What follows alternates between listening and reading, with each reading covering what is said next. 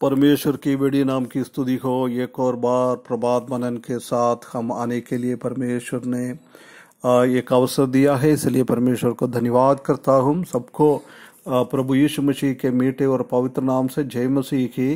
पिछले दिनों में हम उत्पत्ति की किताब 13वें अध्याय से अब्राम और लूत के अलग होने के वर्णन कुछ देख के आ रहा था।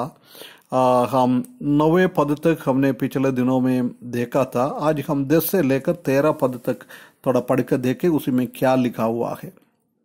उत्पत्ति की किताब 13 अध्याय उसका 10 से लेकर 13 तक। तब लूत ने आंख उठाकर यरदन नदी के पास वाली सारी तराई को देखा कि वह साफ सिंची हुई है। तब जब तक यहोवा ने सोदोम और ओमेरे को नष्ट ना किया था, तब तक सोवर के मार्ग तक वह तराई यहोवा की वाटिका और मिस्र देश के समान मौजूद था। इधर हम देख सकता है कि 11वें पद में हम देख सकता है कि इसलिए लूत अपने लिए यॉर्दान की सारी तराई को चुनकर पूर्व की ओर चला और वे एक दूसरे से अलग हो गया। देख, इधर हम देख सकता है कि लूत को चूज करने के लिए अवसर अब्राहम ने दिया है। जब उसने क्या किया है, उसने आंख उठाकर देखा है। आंख उठाकर पृथ्वी पर उसने देखा है। देखा तो यरदन नदी के आसपास का जगह इतना अच्छा था, आदम वाड़िया की जैसी बहुत बढ़िया दिख रहा था उसको, इसलिए उसने चुन लिया। आंख उठाकर देखा और चुन लिया। ये दोनों बात पृथ्वी के हिसाब से, दुनियादारी के हिसाब से उसने देखा है। दुनियादारी को उसने चुन लिया है। देख कितना उसका आत्मिकता तो है नहीं है। उसने अपना पृथ्वी के जीवन के हिसाब से उसने सब कुछ देख लिया है।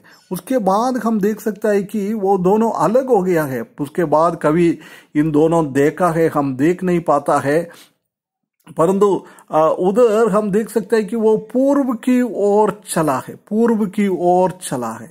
हम जानता है कि इब्राहिम और लूत इसी के जीत में जाकर पश्चिम की ओर बेथेल की ओर जाने का था। पूर्व की ओर हम देखेंगे तो खाई है, ये दुनियादारी है।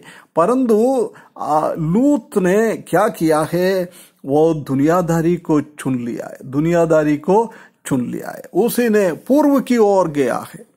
पूर्व की ओर जाएगा तो नाश की रास्ता है, तकलीफ की रास्ता है, परेशानी की रास्ता है।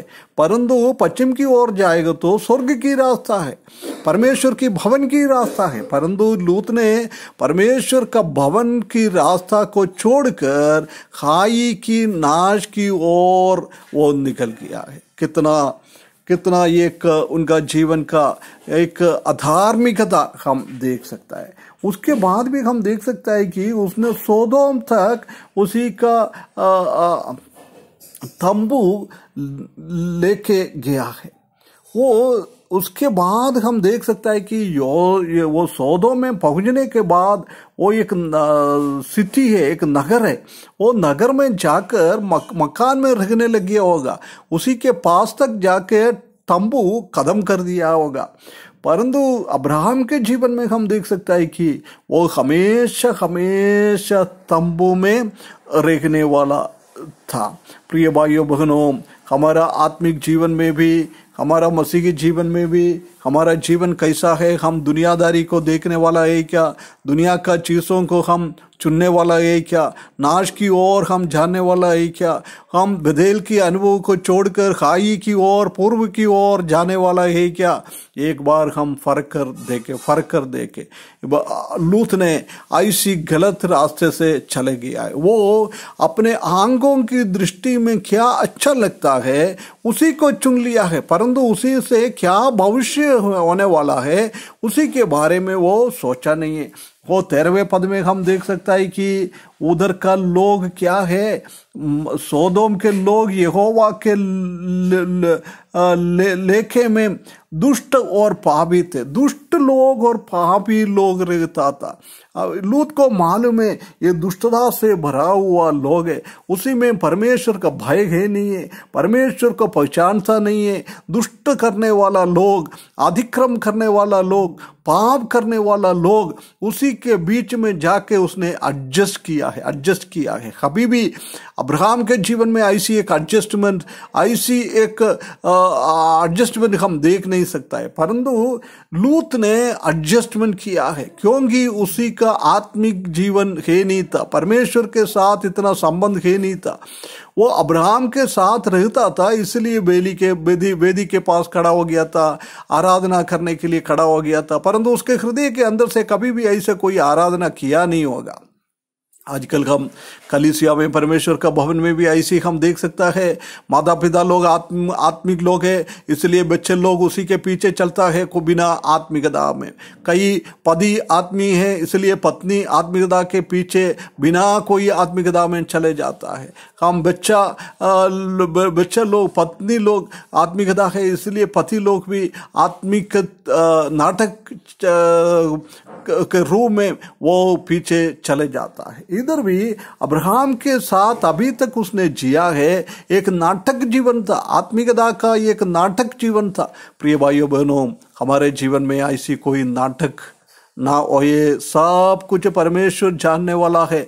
हमारा आंख उठाकर ये सोदोम की ओर देखना नहीं है, हमारा आंख उठाकर स्वर्ग की ओर, बेथेल की ओर हमको देखना है। बेथेल की ओर देखते हुए हमारा आत्मिक जीवन आगे बढ़ाना है। परमेश्वर हमको सहायता करे, हमेशा हमेशा हम बेथेल की ओर, पश्चिम की ओर यात्रा करके प्रभु को खुश करवाते हुए, प्रभु का एक प्रसन्नमय जीवन जीते हुए एक अच्छा मसीही जीवन बिताने के लिए परमेश्वर हमको सहायता करे। कभी लौत की जैसी दुनिया में हम ना देखे, दुनिया का चीज को हम ना चुने, हम स्वर्गीय चीजों को देखे, स्वर्गीय चीजों को चुने। ऐसी परमेश्वर का इच्छा के अनुसार जीवन बिताने के लिए इस वचन के द्वारा परमेश्वर हमको सहायता करे। उसके बड़ी नाम की महिमा हो।